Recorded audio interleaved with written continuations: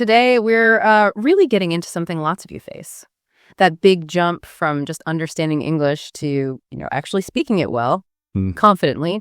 You might find you can read articles fine, watch movies, maybe even follow along with us right now, no problem. Mm-hmm. But then when it's your turn to actually say something, it's like, pow, you hit a wall. Oh, absolutely. That feeling is incredibly common. It's a real point of frustration.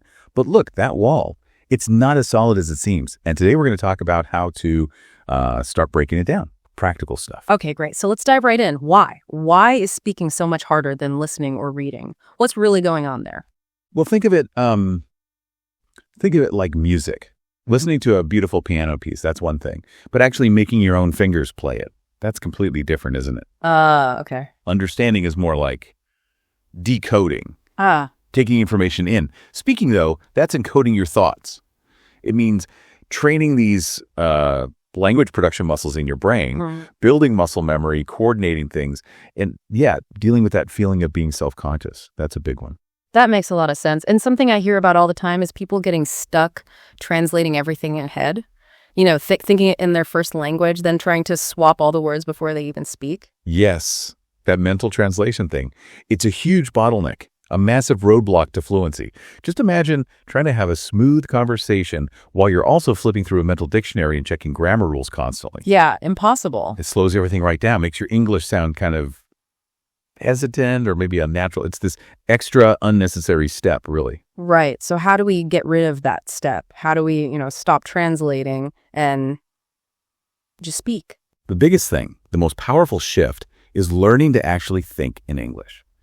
Now, that sounds maybe a bit abstract, and it definitely takes conscious effort. It's not magic, but it's about training your brain to connect thoughts directly to English words and phrases, bypassing your native language entirely. Okay, thinking in English, that sounds like the goal.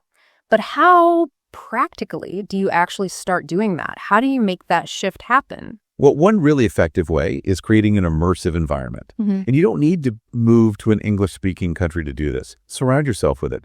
Listen to English music, watch movies, TV shows, maybe try without subtitles sometimes. Read English books. Even small things like changing your phone's language setting. All this input, it trains your brain. It starts building this internal library of English phrases. So it kind of seeps in. Exactly. It primes your brain to start processing and eventually thinking in English because that's what it's constantly hearing and seeing. Consistency is key, though. Got it. So immersion helps reprogram the brain. What other major hurdles do people hit when they try to speak? I'd say the single biggest emotional barrier is probably the fear of making mistakes. Yes. That one comes up a lot. It's huge. It can completely paralyze people. They just clam up because they're afraid of sounding wrong or silly. But here's the thing, and this is crucial. Mistakes aren't failures. They're feedback. Every single time you make a mistake, maybe pronunciation, grammar, whatever, your brain gets a little signal like, oh, okay, that didn't quite work. Let's adjust. Right. It's data. Precisely. It's data for learning. Yeah, That's how you improve. You notice the error, you adjust, you get better. You have to embrace them, learn from them, and then just move on. Waiting for perfection means you never start. That's such an important mindset shift. Okay, so once you accept mistakes are part of it, what are some really practical, targeted exercises people can do to actually build that speaking skill? Okay, a fantastic one. It's like a real workout for your mouth and brain. It's called shadowing. Shadowing. Yeah. You listen to a native speaker, it could be a podcast, a movie clip, anything. Yeah. And you try to repeat what they're saying almost at the exact same time. You're not just copying the words, but the rhythm, the intonation, the melody of the speech.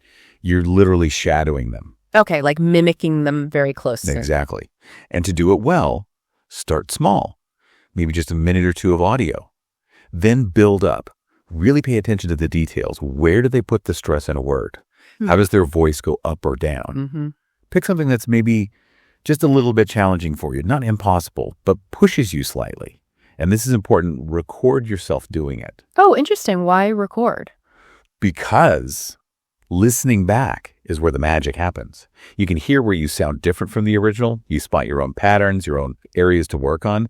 It's incredibly useful self-assessment. That sounds really active. What about building confidence, especially if someone feels, really hesitant even with basic stuff? Right.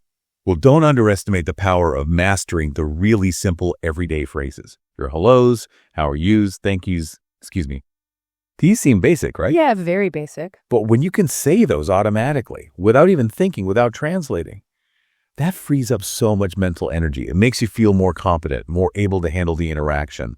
That automaticity is a huge confidence booster. It's like greasing the wheels of the conversation. Okay, so mastering the fundamentals builds a base. Definitely. And related to that, another great practice is just recording yourself talking. Get your phone out, talk about your day, describe something you see, read a short article out loud, anything. Just talking to yourself, basically. Yeah. Then listen back. Be your own coach. How's your pronunciation? Where do you hesitate? Is it clear?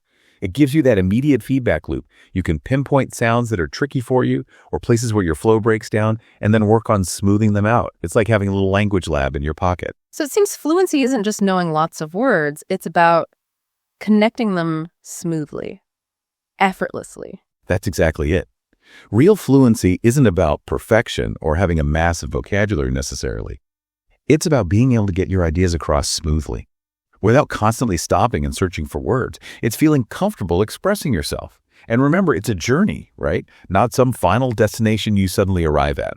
Okay, let's dig a bit deeper into that smoothness. What's actually happening in the brain? Why does speaking need this specific kind of practice? Right. So when you learn a new language, you're physically changing your brain. It's called neuroplasticity. You're building new connections, strengthening pathways. Now, for producing speech, there's a specific region, Broca's area, that's really key. It handles the planning and the motor commands to actually make the sounds. Okay, Broca's area. Understanding English uses different brain circuits, comprehension circuits. Broca's area needs targeted practice for production. For output, think of it like baking a cake. You can know all the ingredients, understand the recipe perfectly. That's comprehension. But actually mixing, kneading, getting the temperature right, doing the physical actions to bake it, that takes practice. That's production. Exercises like shadowing directly stimulate Broca's area, building that efficiency for speaking. That's why just passively listening isn't enough to become fluent in speaking. You need active practice. That really clarifies why passive learning hits a limit. It does. And this ties back to those mental blocks we talked about, the fear of judgment, sounding silly. Those fears aren't just thoughts. They can trigger actual physical responses. Your heart races, you might freeze up. It literally interferes with Broca's area doing its job. Wow, so the fear can physically stop you speaking. It really can. It creates this negative loop. Fear stops practice. Lack of practice reinforces fear. Yep. So breaking that cycle means being kinder to yourself. Seriously. Think about how a toddler learns to walk. Right, they fall down constantly. Constantly. But they don't judge themselves. They just get up and try again. Their brain is learning from each fall. Approach language learning like that, with resilience, self-compassion. Celebrate the small successes, every sentence you manage, every time you try. Focus on progress, not this impossible idea of perfection. Be a toddler learning to walk. I like that. And another practical technique here is chunking. Chunking? Yeah, instead of trying to build long, complex sentences from scratch every time, you learn common phrases or sentence fragments, chunks. Oh, yeah. Like building with Lego bricks, you'll learn common combinations. I'd like to. Could you tell me, on the other hand? Oh, so prefabricated pieces. Exactly. It reduces the mental load. Yeah. You're not assembling every single word individually. You grab a useful chunk, maybe stick another one onto it. It makes stringing ideas together much smoother and faster. Builds fluency bit by bit. Okay, so we're training the brain with shadowing, managing fear with self-compassion, using chunking. But then there's the real world. Stepping out and actually talking to people. That still feels like the biggest hurdle for many. It absolutely is often the biggest leap. The key here is to create opportunities for, let's say, meaningful, but maybe lower pressure interaction. Use your interests. Join a club, a group related to your hobbies that happens to use English. A book club, a cooking class, a walking group. So the focus isn't just on the language, but the activity. Right. It gives you something natural to talk about, takes the spotlight off just practicing English. And online resources are fantastic here too. Language exchange apps are great for finding partners for casual chat. Look for online conversation groups, virtual meetups, even online tutors if you want something more structured. So many options now. There really are. But the main thing, the absolute crucial takeaway is start speaking sooner rather than later. Even if it's just small phrases, even if it's imperfect, that action is what builds momentum. It really sounds like mindset, how you think about the whole process is woven through everything we've discussed. It's fundamental. Absolutely. Yeah. And part of that is setting realistic expectations. Learning takes time. It takes effort. It's not going to happen overnight. Be ambitious, yes, but also patient with yourself. And think about what fluency actually means for you. Do you need it for travel, for work presentations, for chatting with friends? So tailor your goal. Exactly. Your personal definition of fluency shapes your goals and keeps them relevant and motivating.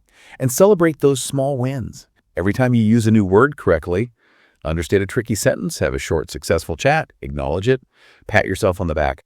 That fuels your motivation. Keep the positive reinforcement going. Yes, and build resilience. You will have frustrating days. You'll feel stuck sometimes. Being able to bounce back from that, you keep going. That's grit. Finding a supportive community helps hugely with this. Language partners, online groups, people who get it. They keep you motivated, accountable. Don't go it alone. Definitely not, if you can help it. And finally, maybe practice a little gratitude. Focus on the fact that you have the opportunity to learn, the resources available. A positive mindset makes the whole journey feel less like a chore and more like an adventure.